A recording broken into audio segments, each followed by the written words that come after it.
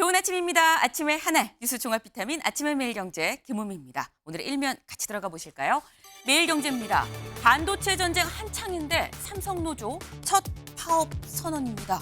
네, 삼성 노조 생긴 지 얼마 되지 않았는데 삼성 삼성전자 창사 이래 1969년에 창사돼 55년 만에 처음으로 노조가 파업하겠습니다라고 선언을 했습니다. 이 얘기에 어제 전날 대비 삼성전자 주가가 3%가 뚝 떨어졌죠. 근데 여기서 궁금한 점, 그럼 왜 파업을 선언한 것이냐? 다음 기사 보겠습니다. 조선일보입니다. 연봉 상위 4% 노조의 파업 선언. 네, 여기를 좀 봐야 될 것 같아요. 밑줄. 삼성전자 사측과 직원 대표 간 협의체인 노사협의회가 올해 초 임금 5.1% 인상에 합의했으나 노조는 이보다 높은 임금 인상과 유급휴가 1일 추가를 요구하며 쟁의에 돌입했다. 네. 그리고 관련해서 이 사측 위원 이 사람 좀 배제해 주세요라고 노조에서 요구를 했다라는 거죠. 하지만 사측에서 듣지 않았다. 그래서 불거진 게 결국 파업 선언까지 갔다라는 겁니다. 네. 그러니까 예고한 파업일이 언제냐? 6월 7일입니다.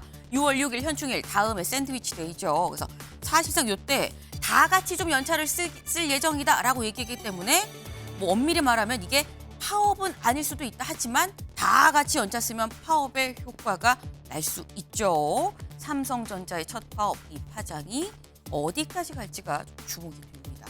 다음 기사 볼까요?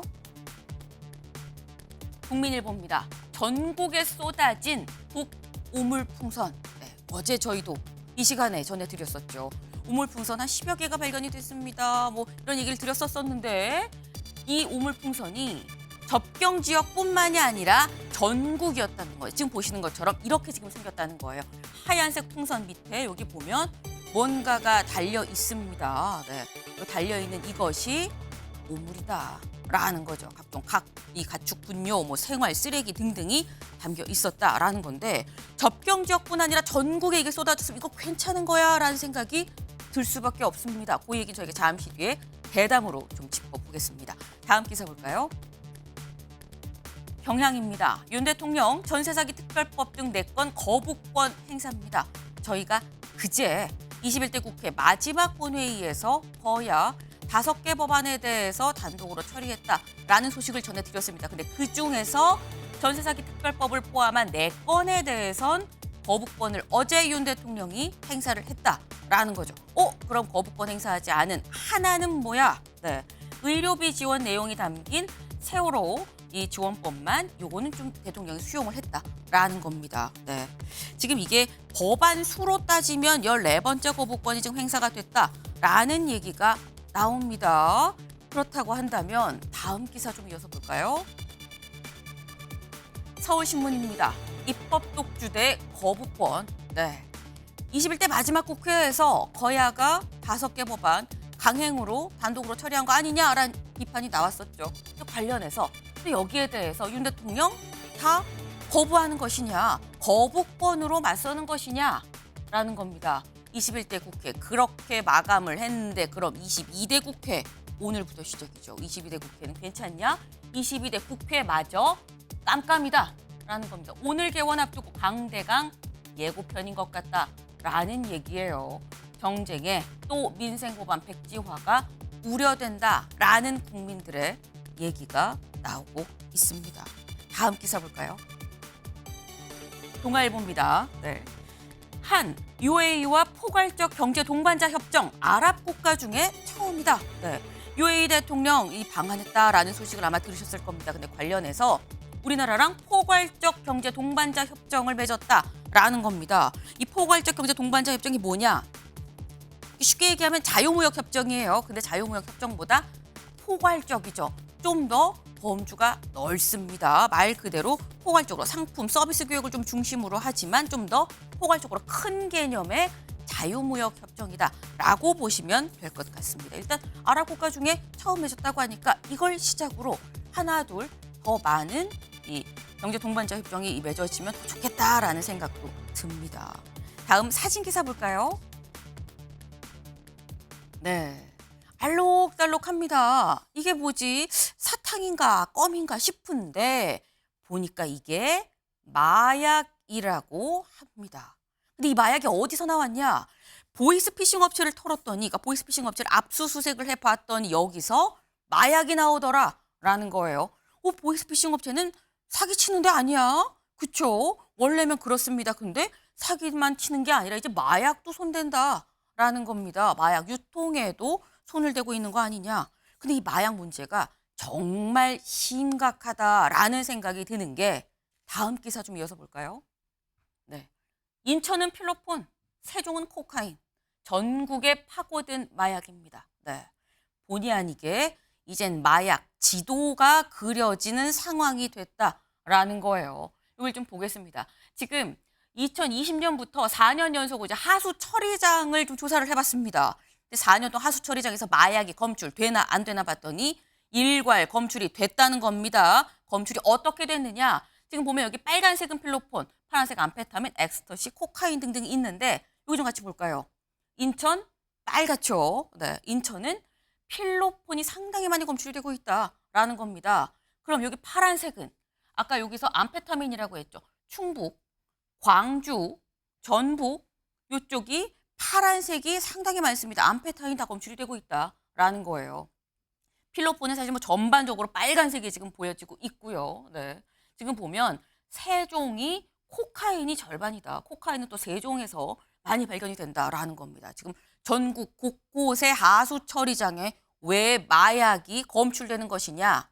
마약을 하고 그냥 하수구에 버리다 보니까 그 마약 성분이 다 검출이 되는 거죠. 다시 말해서 굉장히 암암리에 모르게 많은 사람들이 마약을 하고 있다라는 방증이 될 수 있다라는 겁니다. 네. 정말 전국에 파고든 마약, 네, 일상까지 완전히 침투한 게 아닌가 하는 우려가 됩니다. 다들 조심하셔야 된다. 처음 한 번은 괜찮겠지가 아닙니다. 절대 안 되는 겁니다. 거듭거듭 당부의 말씀을 좀 드립니다. 네. 아침에 매일경제 뉴스 종합 비타민 언제나처럼 TV로 크게 보시다가요. 궁금한 점 유튜브 댓글로 남겨주시면 같이 좀 얘기를 해보겠습니다. 오늘 함께해 주실 분들 소개합니다. 안녕하세요. 안녕하세요. 네, 첫 번째 키워드 더러운 표현의 자유입니다. 먼저 요길 좀 같이 볼까요? 네, 오늘 새벽 조금 전 얘기입니다. 오늘 새벽 6시 14분쯤에 북한이 평양 순안 일대에서 또 동해상으로 탄도미사일을 쏘아 올렸습니다. 무려 10여 발을 쏘아 올렸다라는 소식이 전해졌습니다. 저희가 사실 어제 북한에서 뭐 풍선을 보내왔는데 여기 뭐 각종 뭐 분뇨 등등이 담겼다고 한다라는 소식을 전해드렸어요. 그 사실 오늘도 이어서 그 관련된 소식 좀 전해드리려고 하는데 오늘 새벽에 당장 일단 탄도미사일을 쏘아 올렸습니다. 정대중 교수님. 여기서 드는 의문이 북한이 자꾸 뭐를 쏴요. 정찰위성 쐈죠. 뭐 2분 만에 폭발하긴 했지만. 그런 다음에 오물풍선 쐈습니다. 그리고 또 이번엔 탄도미사일도 쏘고 왜 자꾸 쏘는 겁니까? 5월 달에 지금 여러 가지 상황을 계획을 이미 해놨을 건데 카드를 쓸까 말까 고민을 좀 했을 겁니다. 네. 그런데 실제로 27일 날 위성 발사체가 아마 성공했다면은 네. 이렇게까지는 안 했을 것 같아요. 27일 날 위성 발사체가 성공했다면은 네. 그것만으로 아주 충분한 성과거든요. 그것으로 이제 선전을 하고 네. 자기들의 힘을 과시하는 것으로 이제 그만이었을 텐데 그게 실패하다 보니까 이게 대내적으로 또 결속을 또 해야 되고 또 대외적으로도 자신들이 아직 존재감이 있다는 걸 확인을 해야 되기 때문에 계속해서 이제 그 오물 전단 투포 살포 그리고 또 오늘도 탄도미사일 우리 10여 발이나 쐈습니다. 네. 이거 준비하는 거 사실은 쉬운 일이 아니거든요. 기상 상황이나 기술적인 상황들이 굉장히 여러 가지가 고려가 돼야 하는데 네. 오늘 이제 그 상황이 좀 맞았던 모양이에요. 그러니까 주저하지 않고 연속적으로 네. 지금 이제 도발을 감행하고 있는 것이죠. 미사일을 그냥 쏴야겠다, 펑 쏘아 올리는 게 아니다 때문에 사전에 좀 준비를 했을 거다. 그래서 사실 이거를 뭐 갑자기 뭐 오물풍선에 의해서 쏘아 올렸다라고 볼 수는 없지만 중요한 건 만약에 위성이 성공을 했으면 여기까진 안 왔을 수도 있다라는 지금 그런 말씀이에요. 딱 연관이 되어 있는 얘기다라는 건데 근데 한편으로는 교수님 이런 생각이 듭니다. 자꾸 하늘에다가 막 뭘 시끄럽게 자꾸 뭘 해요. 그러면 하늘에 막 시끄럽게 하고 땅 밑으로 물속으로 뭐 하는 거 아니야? 라는 생각도 들거든요. 네, 북한이 늘 했던 게 성동격서식으로 네. 관심을 동쪽으로 이제 돌려놨다가 서쪽을 치고 이제 하는 일들이 네. 왕왕 있었죠. 지금도 북한은 여러 가지 이제 준비를 계속 하고 있긴 할 겁니다. 그리고 또 6월이 되면 기억하시겠지만 서해교전이 다 6월 달에 일어났죠. 기억하죠. 또 이때가 좀 한창 또 이제 꽃게철이고 또 여러 가지 이제 중국 어선들도 섞여 있고 복잡한 시기입니다. 네. 그래서 6월에는 우리가 늘 기억하듯이 또 서해 해상에서도 또 혹시 또 분쟁이 있지 않을까 우려하지 않을 수 없는 대목입니다. 네. 지금 6월에 또 서해 교전이 있을 수도 있다라는 말씀을 하셨어요. 북한이 지금 하나둘 하는 것이 이게 다 전초전이고 명분 쌓기고 몸풀기 아니겠느냐라는 취지의 또 말씀이셨습니다. 네. 근데 제가 말씀을 드렸죠. 아니 왜 자꾸 쏘아 올리냐. 어제도 오물풍선 보내지 않았느냐 말씀을 드렸는데 관련해서 기사 같이 좀 보겠습니다. 쿵 소리에 나가니 250km 떨어진 경북 영천까지 온 오물풍선입니다. 여기 좀 같이 보겠습니다. 네. 지금 여기 풍선이 이렇게 좀 달려 있었던 거예요. 지금 풍선이 바람이 좀 빠진 상황입니다. 요 밑에 뭐 이것저것 잔뜩 달려 있었다는 거죠. 그래서 지저분하게 이게 있었는데 보니까 뭐가 달려 있어요. 이 뭐야? 카메라야 뭐야 싶은데 타이머라고 합니다. 그러니까 시간이 되면 알아서 자동적으로 좀 터질 수 있도록 타이머까지도 달았다. 네. 지금 이걸 달아서 250km 어디서부터 휴전선을 기준으로 봤을 때 직선거리 250km까지 한참 내려왔다는 거죠. 멀리도 왔습니다. 네. 근데 그럼 이게 여기서는 지금 경북 영천이라고 나왔죠. 근데 다음 기사 좀 이어서 보죠. 서울부터 경남까지, 경북 영천인데 경남까지 왔다고 지금 되어 있습니다. 역대 최대 북한의 오물이 쏟아졌다. 어제 저희가 10여 개가 지금 발견이 됐다라고 말씀드렸는데 어제 하루 전체로 보니까 한 260개가 넘는 오물풍선이 발견이 됐습니다. 역대 최대다. 물량 공세죠. 네. 역대 최대 북한의 오물이 쏟아졌다라는 건데 아니 아까 경북 영천 아니고 경남까지 왔다고 어디까지 온 거야 대체? 그래서 제가 지도를 좀 그려봤습니다. 저희가 직접 그린 거라서 약간 여기에서 우리도 왔는데 왜 표시가 안 돼서라고 하는 분도 있을 수 있어요. 네, 그건 좀 감안을 해주시기 바랍니다. 일단 이 접경 지역이 굉장히 많이 떨어졌어요. 그리고 특히 수도권 지역도 굉장히 많았습니다. 경기 지역 여기 그리고 멀리 어디까지 왔냐? 경북 영천도 있고요. 전북 무주, 경남 거창까지 이 직선거리로 하면 280km가 넘는 거리입니다. 좀 더 가면 사실 뭐 여기 밑에 부산도 가고 제주도 갈 수 있을 법한 약간 지금 그런 상황이에요. 지금 기상 상황에 따라서 풍선은 뭐 더 많이 멀리 갈 수도 있기 때문에 그런 건데 일단 이 오물 풍선의 문제가 신지호 의원님. 네. 일단 더럽습니다. 네. 아침부터 이런 말씀드리기 참 그렇긴 합니다만 더러워요. 일부에선 차라리 위성을 쏴라. 이게 더 무섭다라고 하는 분도 있더라고요. 그때 뭐 더러운 거는 괜찮은데 혹시 거기에 뭐 탄저균이라든가 이런 생화학 그 뭐 성분이 있었으면 이거는 사실상 북한의 전쟁 도발이라고 볼 수밖에 없거든요. 생화학전으로 이제 도발을 한 거라고 볼 수밖에 없는데 네. 저는 이런 생각이 들어요. 그러니까 우리의 그 대북 전단지 풍선에 대한 맞대응으로 저런 게 일어난다. 우리가 이렇게 생각할 수가 있는데 네. 이게 우리가 여기서 그 대북 전단 풍선을 보낸 건 하루 이틀이 아니잖아요. 왜 요 시기에 이런 식으로 집중적으로 맞대응을 하는가? 그거를 우리가 잘 살펴봐야 될 필요가 좀 있지 않는가 싶은데요. 네. 저도 아까 그 얘기 나온 것처럼 최근 그 군사정찰위성 그 실패에 따른 뭔가 그 수습책으로 저런 게 벌어지고 있는 게 아닌가. 그러니까 북한의 의도를 아주 정확하게 잘 읽어야지만 우리의 효과적이고 현명한 대응책이 나올 수 있지 않을까 생각이 됩니다. 네. 왜 이 시기에 왜 이런 방법으로 했느냐를 좀 따져봐야 된다라는 말씀을 하셨어요. 이런 방법 무슨 방법이냐? 지금 풍선에 오물 달아서 날리는 방법인 거죠. 그것도 한두 개도 보낸 게 아닌데 260개가 넘는 걸 보냈어요. 물량 공세다라는 생각이 드는데 근데 이게 김진욱 대변인님 역대 뭐 2016년에도 이렇게 뭐 풍선을 보냈다라고 하긴 하지만 오물을 보냈다고 하긴 하지만 260개가 넘는 이렇게 많은 풍선을 한 번에 보낸 건 처음 아닙니까?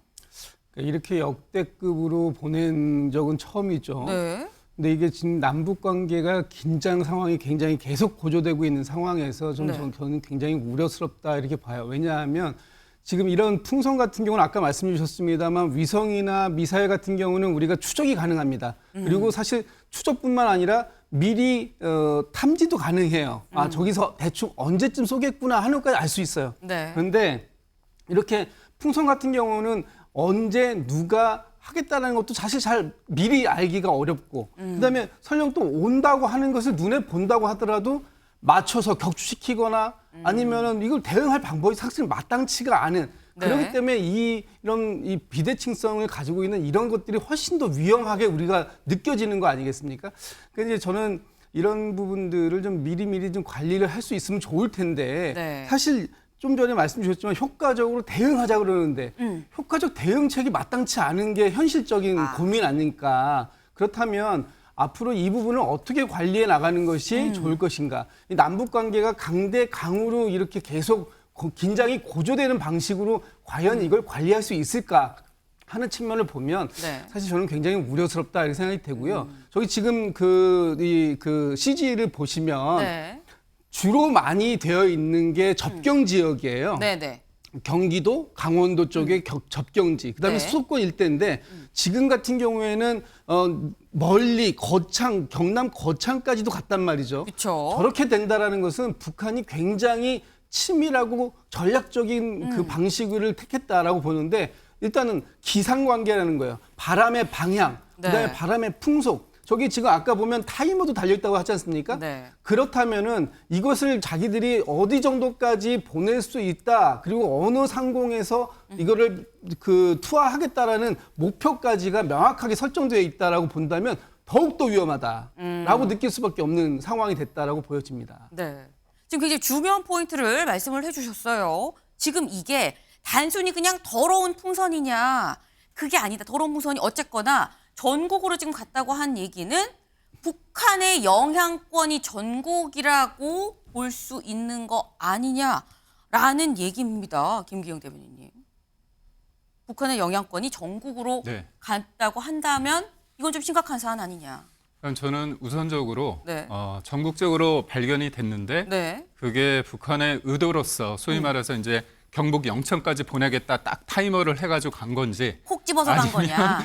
그게 기술적으로 터지지 않아서 바람 따라 간 건지 그 부분에 대해서는 좀 살펴봐야 되는데요. 네. 그럼에도 불구하고 사람들이 느끼는 거는 소위 말해서 위성 정찰 발사체나 탄도미사일은 남쪽으로 오는 건 아니지 않습니까? 네. 이제 동해상이나 이제 다른 쪽으로 가기 때문에 그 부분에 대한 어떤 위기감은 두려움이나 그런 부분은 덜한데 실질적으로 사람들이 목도한다는 거죠. 목도하는 거고 그다음에 이게 지금 말씀하셨다시피 실제로 그걸 사격을 해야 될지 말아야 될지 그리고 그래서 TOD를 통해서 국방부에서는 TOD를 통해서 내용물을 봤다는 거예요. 멀리서. 네. 그렇기 때문에 이거를 소위 말해서 총으로 쏴서 그걸 네. 터뜨리는 것보다는 추격을 해서 네.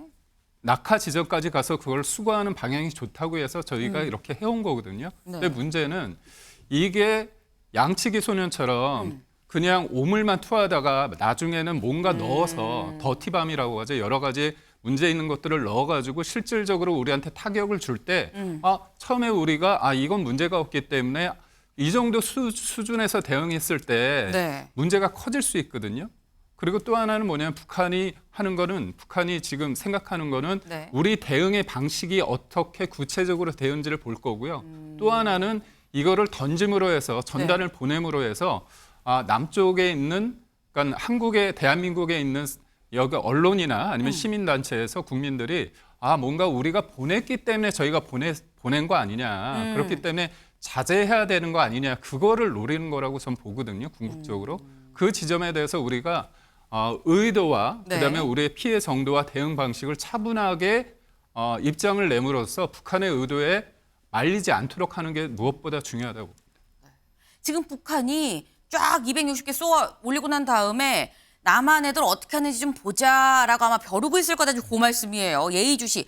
얘네 집 매뉴얼 어떻게 대처하는지 좀 보자라고 보고 있을 거다라는 건데 근데 지금 일단 저희가 전국으로 퍼졌다고 얘기했는데 멀리 가는 것도 문제지만 중요한 위치에 풍선이 떨어지는 것도 문제입니다. 다음 기사 좀 같이 보시죠.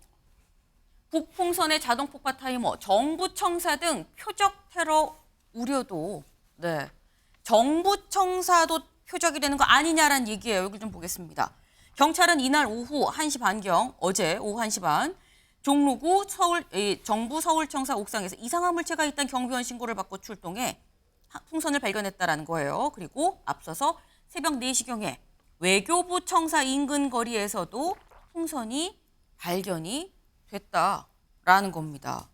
지금 외교부, 정부 서울청사 다 핵심 기관들이죠. 이 핵심 기관들, 지금 서울에 한 10개 정도 떨어졌다고 하는데 그중에 한 2개가 지금 핵심 기관 가까이 지금 떨어진 거예요.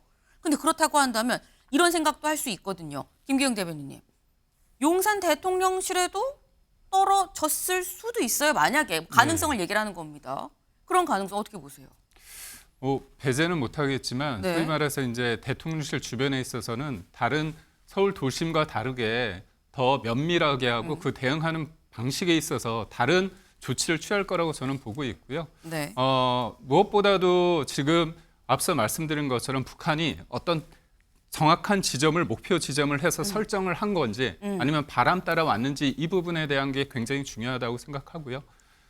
저는 이 부분에 있어서 우리 정부가 며칠 전에 보면 한국형 사드가 개발이 돼서 내년에 추가 배치된다는 얘기가 있었습니다. 그렇다면 이거는 어떻게 보면 비대칭 전력이지 않습니까? 네. 대칭 전력이라면 우리가 미사일 부분에 대해서 준비하는 게 있는데 북한의 의도에 맞게끔 우리가 어떻게 대응할지 어떻게 보면 2016년인가 18년도에 이걸 했는데도 불구하고 네. 그 이후에 우리의 대응 어떤 세부적인 어떤 매뉴얼이 없었다는 부분은 우리가 빨리 이거를 만들어야 된다는 어떤 숙제를 던졌다는 데는 의미가 있다고. 네. 근데 지금 말씀하시는 게 지금 이게 북한이 정말 표적을 해서 여기에다가 놔야지, 정부 서울청사에다가 던져야지 라고 의도한 게 아닐 수 있다라고 말씀하셨는데, 정대중 교수님.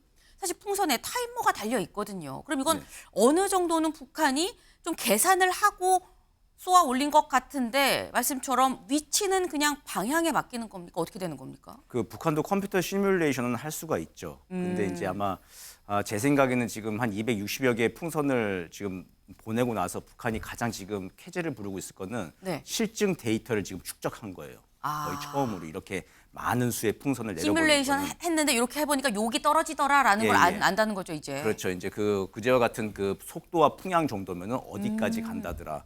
그리고 아마 가장 이제 박수를 치고 좋아하고 있을 게 네. 정부 서울청사 옥상에 정확하게 떨어졌다는 거죠. 그러니까 그제와 같은 그 기상 상황에서 이 정도의 속도와 풍향이 어느 정도 타이머를 맞추면은 정부 서울청사 광화문 일대를 타격할 수 있다라고 하는 데이터를 얻은 거죠. 이제 그게 가장 조금 뼈아픈 일인데요. 근데 말씀하신 것처럼 이렇게 정확하게 미사일처럼 뭐 유도 미사일처럼 탄도 미사일처럼 정확하게 원하는 대로 할 수는 없고, 이거는 지금 무작위로 지금 아주 살포를 하는 방식인 거죠. 네. 그러다가 이제 그게 우연히 정부 청사도 갈 수 있고 용산 대통령실도 갈 수 있고 이제 이런 상황인 것입니다. 네. 지금 사실 말씀을 들으니까 아이고야 하는 생각이 번뜩 듭니다.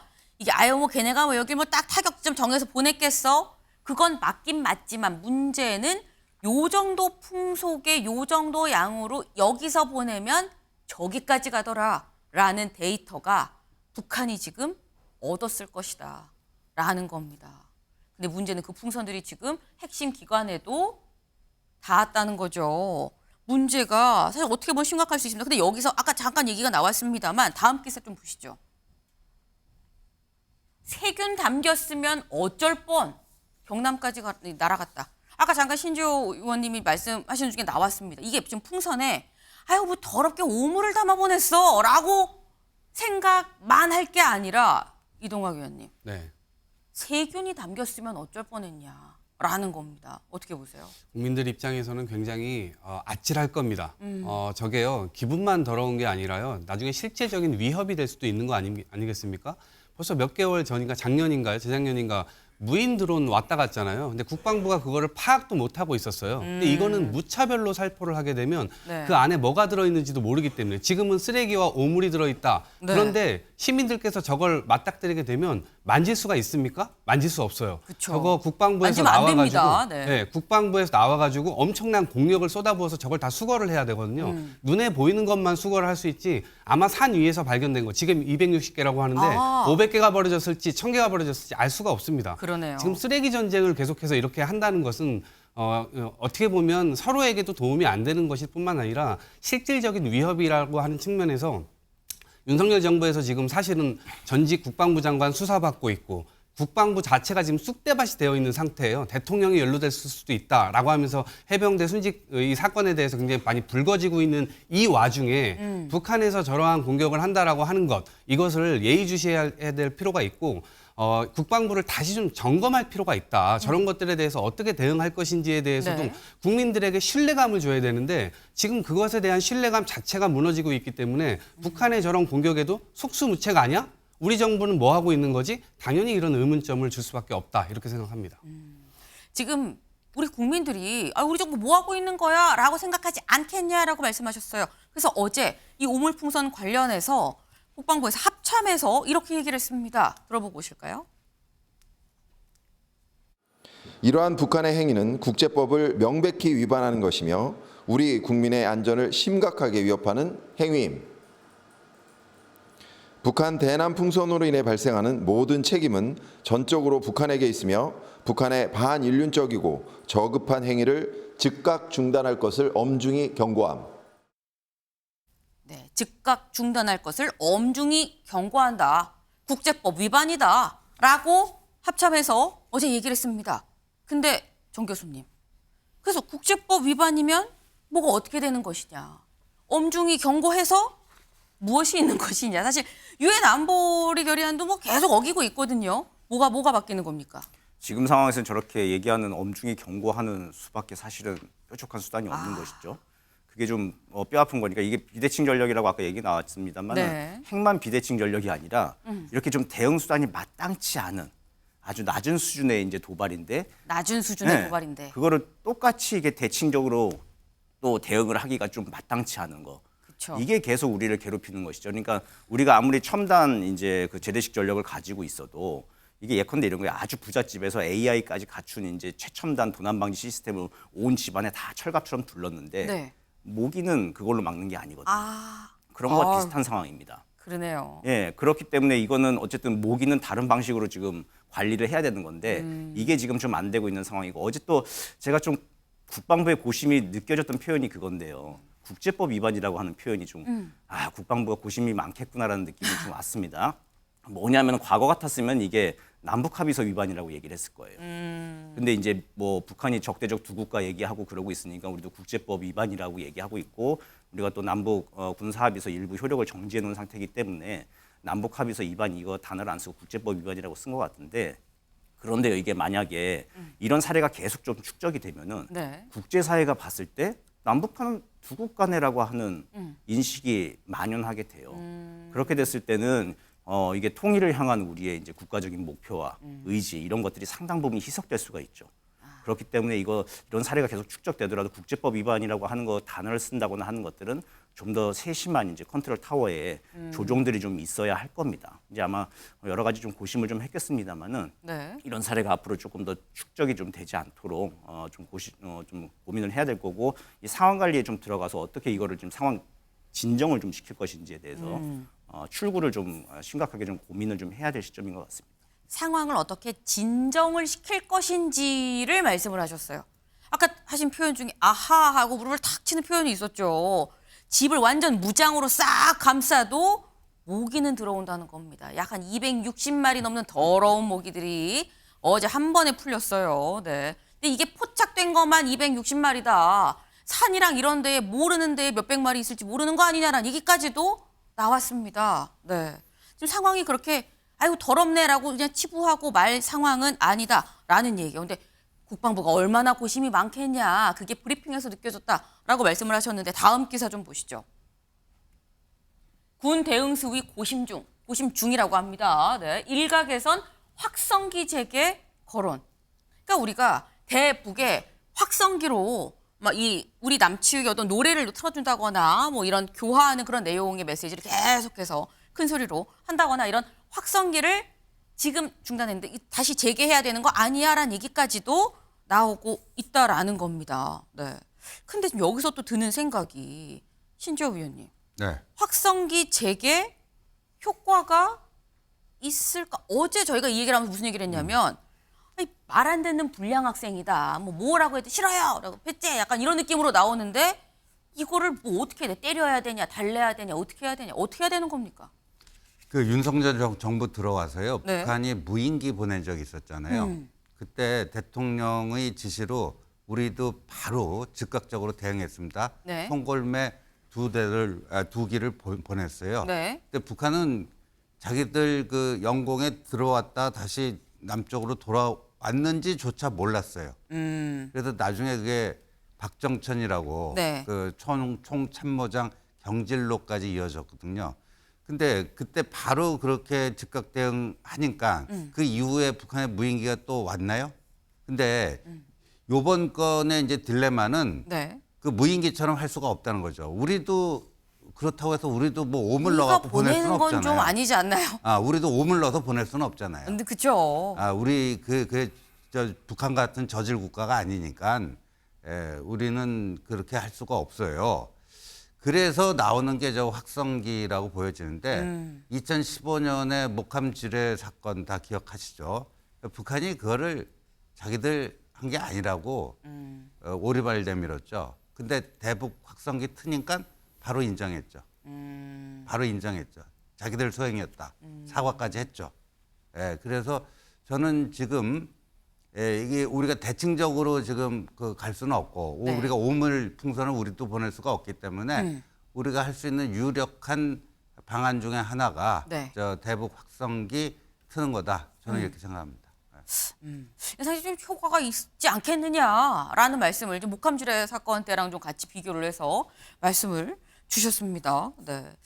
일단 요거는 그럴 수 있다. 확성기가 좀 효과가 있을 수 있다라는 건데, 근데 우리나라의 이런 분위기 좀 굉장히 좀 약간 쑥대밭이라고 얘기하면 좀 그렇고요. 좀 시끌시끌하죠. 전국이 뭐야라는 다 좀 깜짝 놀라는 그런 사건인데 여기에 대해서 이런 상황을 만들어 놓고 북한의 김여정 부부장이 이렇게 얘기를 합니다. 다음 기사 보실까요?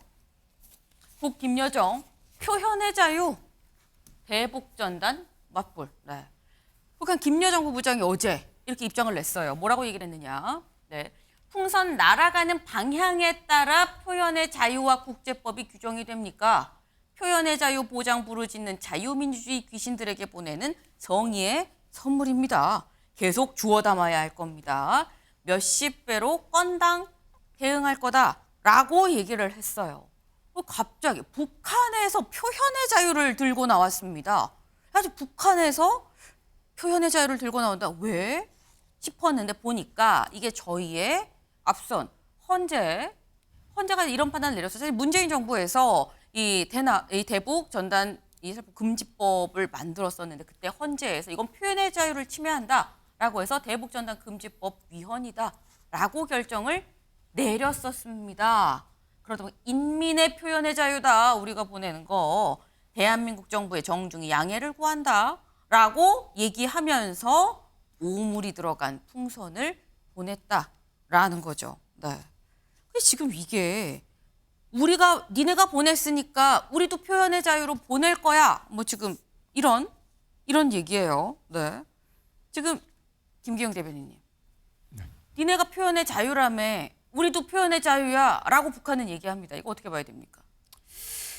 그럼 북한이 우리가 보낸 건 사실 네. 그 내용물을 봤을 때 북한에 도움이 되는 것, 물론 이제 북한 체제에 대해서 비판하는 것도 있지만 네. 기본적으로 식량이나 의료품이나 그런 부분 아닙니까? 자유에 대한 메시지인데 이게 표현의 자유를 침해했다는 똑같은 등식으로 저는 볼 수 없다고 보거든요. 그들이 보낸 건 오물이고 네. 어떻게 보면 그 다음에 그 이상의 것을 보내서 뭔가 우리를 타격할 수 있던 어떤 심리전까지 볼 수 있는 대목이기 때문에 네. 저는 표현의 자유를 침해했다는 건 어떻게 보면 이거로 형식적인 어떤 등가를 통해서 더 나아가서는 이거죠. 왜 북한 너희가 우리를 자극했기 때문에 우린 하는 거지 우리는 그럴 이유가 없어. 네. 그래서 저는 일종의 이게 남남 갈등을 자극하는 측면에서 얘기를 하고 있다고 보거든요. 왜냐하면 김여정이 여기서 등장하는 게 사실 예전에 이제 2020년도에 김여정 하명법이라고 해가지고 전단 금지법 하는 게 있지 않았습니까? 그때 김여정이 뭐라고 얘기했냐면 2020년 6월 4일 날 쓰레기들 광대 노름 저지할 법 만들어라. 이런 얘기를 하고 그날 바로 오전에 통일부가 대북전단 금지법을 준비 중이다 얘기를 했습니다. 네. 그러니까 일련의 흐름상 이쪽에서는 뭐냐면 뭔가 자기네들이 강한 메시지를 하거나 남쪽을 타격한다고 그런 끊임없는 메시지와 어떤 행동을 했을 때 남측이 뭔가 여러 가지 의견을 내면서 갈등 양상으로 간다. 결국 우리는 가만히 있는데 너희가 전단을 보냈기 때문에 우리는 맞대응의 성격뿐이다. 이런 식으로 해서 계속 우리를 어떻게 보면 표현의 자유라는 말을 썼지만 우리는 너희가 했기 때문에 할 수밖에 없다는 핑계거든요. 예, 저는 그렇기 때문에 저는 저 말에 대해서 동의할 수는 없어요. 네. 김진욱 대변인님, 지금 남남 갈등을 노리는 거 아니겠느냐라는 말씀을 하셨거든요. 저도 기본적으로 김여정 부부장. 부부장인가요? 네. 저기 뭐 표현의 자유라는 표현에는 저는 동의하지 않습니다.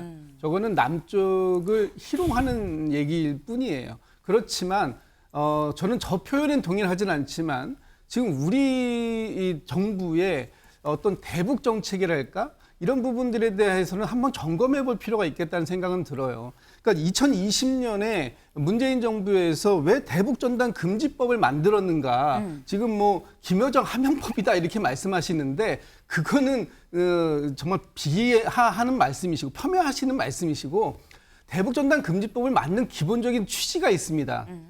아까 CG에서 나왔지만 네. 북한에서 뭔가 도발을 하게 되면 우리의 접경 지역에 있는 주민들이 가장 먼저 1차적인 피해를 보게 되어 있어요. 네. 그런 피해를 방지하고자 그런 법을 만들었던 겁니다. 그 전단지를 보내면 북에서 지금처럼 전단지를 응시해 온 게 아니라 전단지를 보내면 네. 뭔가 이 접경 지역에 도발을 해왔거든요. 그러니까 그런 것들이 접경지에 거주하고 있는 우리 국민의 생명과 안전을 위협하는 그런 방식으로 왔기 때문에 이 부분에 대해서 예방적 조치를 취하자라고 해가지고 대북전단 금지법을 만든 거예요.